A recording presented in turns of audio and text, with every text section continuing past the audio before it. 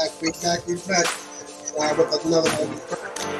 As always, welcome to the Freedom Cage Podcast, where we look into a free state of mind each and every pay week on all DSPs, of course. And to my right, I got my main guy, my ace. My left and my right is we, Shawn, better known as Mr. Senior Lee on all your socials. You know. And me, I'm Kenny, also known as Ken Catlick on all those socials. I don't know where the camera at there. I go, hey, welcome back. But outside of that, today we want to just bring a little light to the importance of raising your kids right. The importance of making sure they're always prepared in any tragic situation. My man, talk to me, man. Tell me what happened in Chicago. Yeah, man. So most of you are probably aware of Carlisha Hood, and she was in a fast food restaurant. She gets into an altercation with a gentleman, and there's a viral video of this gentleman consistently threatening that he's going to punch her. And from what reports say, he then proceeded to punch her repeatedly. And from there, Carlisha Hood's son then walks up to the gentleman and shoots him several times, and he passes away from those gunshots. So there was a lot of turmoil and controversy as far as headlines saying that Carlisha instructed her son to shoot this gentleman. I'm not sure if it was after he was done punching her, while he was punching her.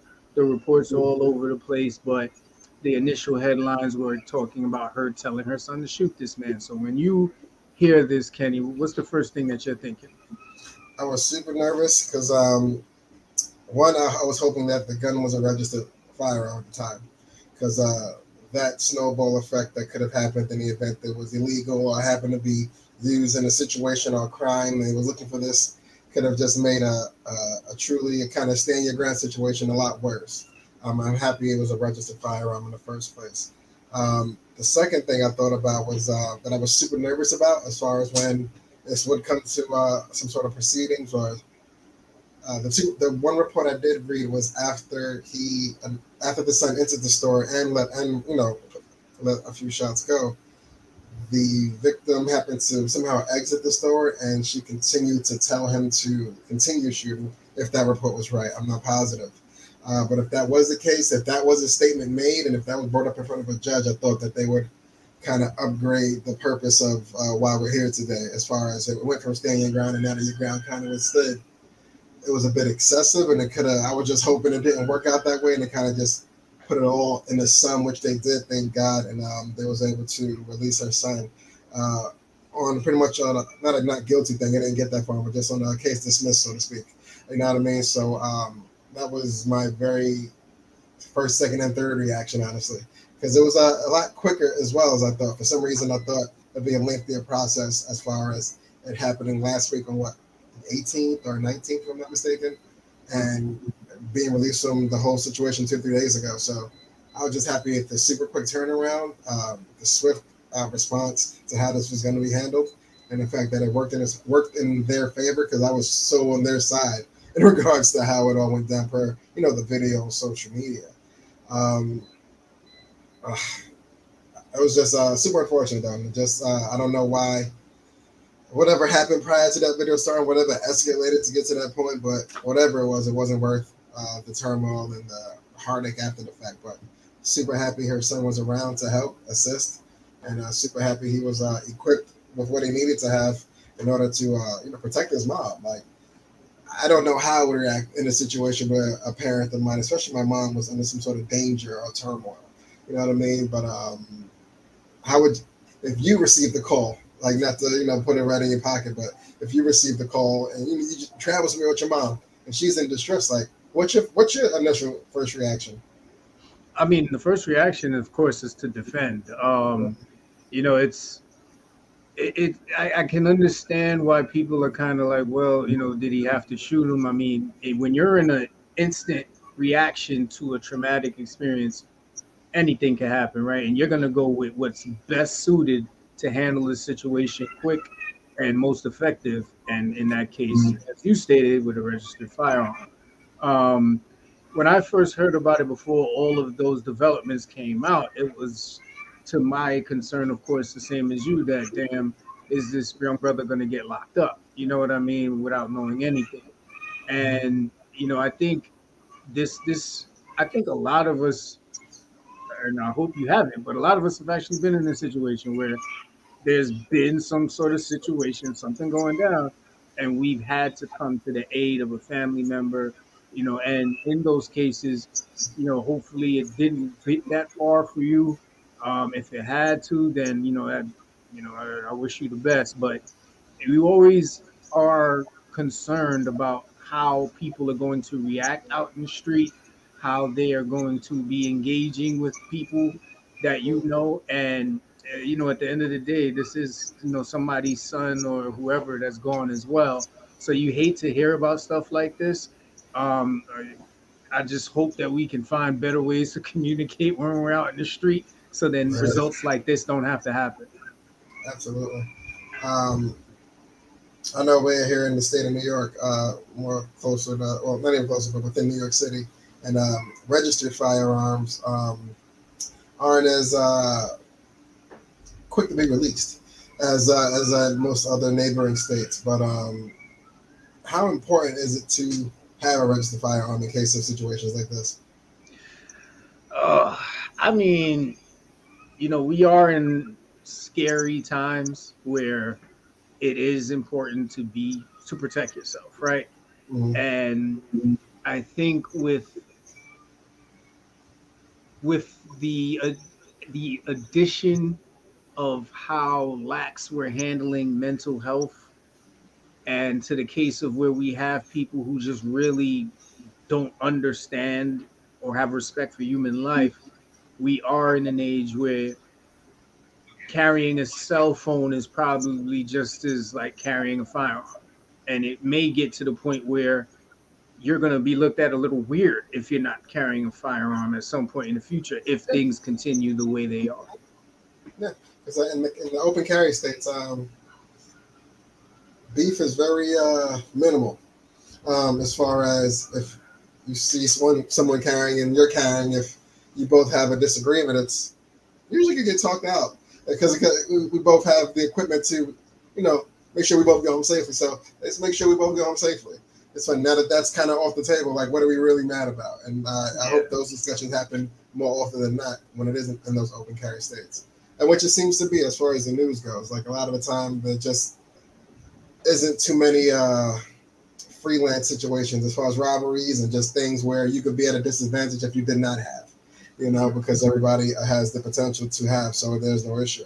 But I'm a little torn as far as because it's super important to have, but I'm torn in the event like if it's not registered, do you just not have it? Do you just don't acquire it? Do you not find other means? You still need to protect your family, right? Like, you know what I'm saying? Like, don't get me wrong, the bat behind the door is efficient. Unless someone enters your home with a non-registered firearm. Like, like, and then whatever, God's got this one at that point. But yeah, like I am a little on the fence for stuff like that, which definitely makes when I do get older personally, moving to a state where that is a bit more lax, where everybody is able to. You know what I'm saying? I definitely want to do that for the kids get a lot older, so they can start learning that as well. Beyond high school or whatever, if need be. But yeah, here in the city, man, it's tough to protect. It's like, yeah, man. I mean, it's if you think about the time that we came up in, man, this ain't nothing new.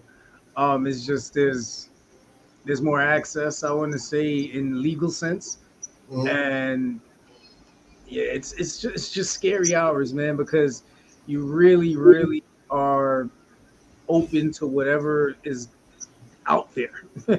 Somebody out there carrying a firearm and they're feeling away that day, and you just so happen to cut them off in traffic or bump them by mistake.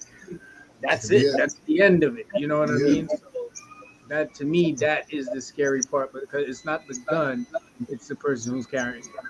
Absolutely. No, we looked at the topic kind of from like an eagle eye view, looking down on it. I'm gonna put you in the shoes of a parent that might have instructed a child to do something, and they carried that out. Is there any regret now if your child is in jail due to they have to protect me situation. Like, how would you feel as a parent now if you feel you might have indirectly put your child in harm's way in a way? You know what I mean? Being in her very situation, I don't know if I would tell my kid, right? But if I happen to do that, yeah, I would feel regret Mm. because the first instinct is always to protect them. You would rather lay there and take the ass whooping just so nothing happens to them. Mhm. Because in this particular case, if he had a firearm, the guy that hit her too, and she tells her son shoot him, and he grabs his gun now and knows that he's with her and shoot, like this could have went a totally different 1,000%. way if he was armed as well. I don't know if he was armed or Yeah, not, yeah. but now you've alerted this person that it's not just you're with someone. And now if he's quick to the draw, he had a friend in there that was quick to the draw. Now your son is gone. So Absolutely. I would definitely feel regret if I was in her exact situation. But if I'm there and I'm not winning, I'm not even telling them that my son is in the area. Like, you know what I mean? Yeah, I'm yeah. telling him to the hell up out of there. That's a fact. That's a fact. And I definitely agree with you. Knowing that my phone call / text, granted it allowed me safety for the moment. Me constantly thinking about your safety now is just something I'm not sure I will be happy to. Not even happy, just something I could uh, physically deal with. You know what I mean? Right. So yeah, it would be a ton of regret. But yeah, I was just curious to know like your standpoint. Mhm. Now I'm gonna put you in one more set of shoes. We got a couple more minutes till we wrap this one. Like, if you were outside and the parent alerted you, like, granted you're going in, but you've done the deed, you've handled it now. Now it's like, all right, mom's safe. Shit, the cops are here. Now I'm in cuffs. Like now it's like, you know what I'm saying? It's like, are you what would be your initial reaction to doing as a kid? You always did what your parents said, so you continuing to do that and being effective, unfortunately for this time, the repercussion of it. What could mentally be going through your head at that point? I'm scared of shit. You know Absolutely. what I mean? I'm scared. 14 years old, I am scared as shit. I'm glad mom's is safe, but I'm scared as shit. I done seen all the movies about jail. I done heard how bad it is. I Yeah, am not happy. I'm scared as shit. I've done seen the history of young black males when they get arrested, and I'm thinking this is it for me. All my dreams are done. That's what I'm that's a thinking. fact. That is a big fact. That Yeah, is a big man. fact. But yeah, I was just like, I wonder, like, I know he's like, whoo, once the adrenaline wore off, he was in the back seat. He's like, these cuffs are tight. Like, you know what I'm saying? It's like, you know what I mean? It's just like, damn, Mhm. happy mom's is good, but I gotta go see. I might need a lawyer. Like, you know, Yeah. you know what I mean? Like immediately after, yeah, that Hell had yeah. to be a bit of a gut check for him when I ride in. Absolutely. But, yeah, man. If it didn't work out, and for whatever reason they found a way to prosecute him, Mm. um, do you think if the judge didn't make the case that he did the other day to dismiss it totally, you think a jury would have been in the same way if it had to go that further out? Man, listen, we don't have good history of juries, man. It's I I I want to hope and pray that a jury would have, you know what I mean, Mhm. found not guilty just for the simple fact of the series of events, man. But you think about the trial process, man. They start digging into your history. God forbid if that kid ever had a hint of gang history, a hint of violent history, any prior arrests. They're bringing that to the top, and then they have a grieving mother who just lost her son and is being depicted in the worst way. This all depending on the jury, man. Things can swing funny sometimes. Pause. Right. That's what I was more worried about as far as when the story first undeveloped the first 2 days. Because honestly, I just assumed that I didn't even think I didn't think it would be turned over as quick as it was. I thought it'd be Mm, more of a due process kind of thing. Like, hey, you're innocent until guilty, but we still got to go through these innocent steps until then. You know what I'm saying? So I was just assuming, there'll be a high bail be paid, they'll be out, while we try to fight this in the background. But once lawyers, they got a job to do. You know what I'm saying? So digging is part of their job. Bringing up things that have nothing to do with this case is part of their job. Discrediting everybody that you know is part of their job in order to make sure that their client walks free or get justice for whoever family is on whoever retained I just cash. I need to make sure that they feel that they get in their money worth. But I do truly hope that if it did go that far and whatever disgusting stuff was said in court, that the jurors still would have found a way to let that boy go home. But man, Hood love indeed. Everybody was watching. Everybody needed to hear good words on this because it really was a good Samaritan kind of just stepping up and to help his mom out at the end of the day. The last thing I'll definitely add, man, is brothers, we got to find a way to use our words or walk away. And I'm not trying to speak for, this gentleman in any way because I know the video speaks for itself, unfortunately, but we got to do better in situations where we know we are not going to win unless we use brute force. One of the most powerful things you can do sometimes is not use your power and walk away. And if that brother did that, he's here today and we're not even talking about it. The incident, they always find a weird way to laugh at anything, you know what I'm saying? But the memes, it was came for a burger, left with wings type shit. It was crazy. But gotta learn how to speak, gotta learn how to convey your thoughts, compartmentalize whatever you're going through at the moment and learn how to woosah.